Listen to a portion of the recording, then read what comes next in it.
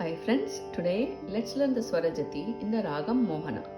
This is a pentatonic scale or Audava Ragam because it has 5 swaras both in Arohanam and Avarohanam. This is set to Aditalam in Tishram. Let's look at the Arohanam, Avarohanam. Sari ga pada sa sa pa ga ri sa. Sari ga pada sa sa pa ga ri sa. Sari ga pada sa pa ga ri sa. Let's learn the Swaram portion for this Swarajati. Sada pada pa gari gadha pa gari gari sa. Sada pada pa gari gadha pa gari gari sa. Da sari ga pa dari da sa pada ga pada. Sada pada pa gari gadha pa gari gari sa. Sa ri ri sa da sa sa ri ri sa da sa pada ga pada. Sa da pa gari ga da pa gari gari sa. Pa da pa gari sa ri ga pa da pa gari ga pa da sa sa ri ri ga ga ri ri sa sa ri sa da pa da ga pa da. Sa da pa gari ga da pa gari gari sa. Ga ga ri ga ga pa da da pa ga pa da.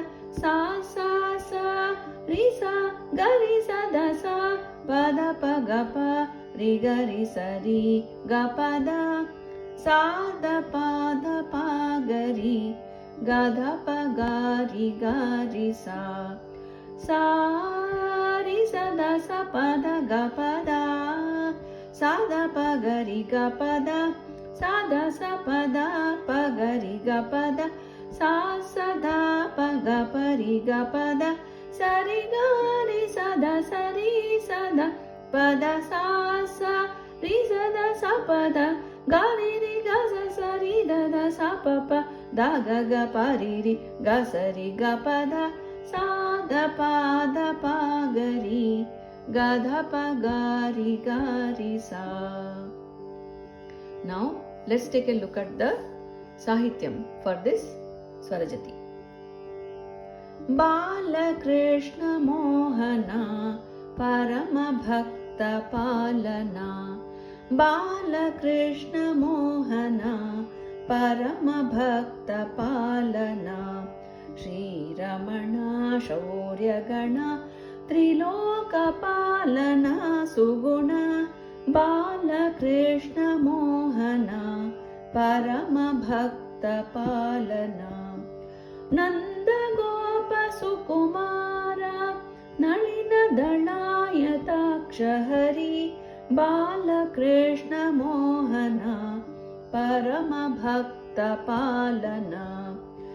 Sundara Mukha Mandara Giri Dara Govinda Murahara. Brindavana Nivasana Bahu Purana Purushara Dhanuta. Bala Krishna Mohana Parama Bhakta Palana. Muni Manasa Samhara Muninuta Bahu Santosha. Gana Gana Yamuna Priyadashana Agaharana Sharanu. Bala Krishna Mohana Parama Bhakta Palana. Samajabaya Hara Murali Dara Sadaya Hridaya Sarasi Jana Pamara Vinuta. Rama Raja Hridaya Vinuta. Varavenkata Guru Pujita Paramatma. Prakruti Rahita Amara Parachala Jada Asamanaga Asura Harana.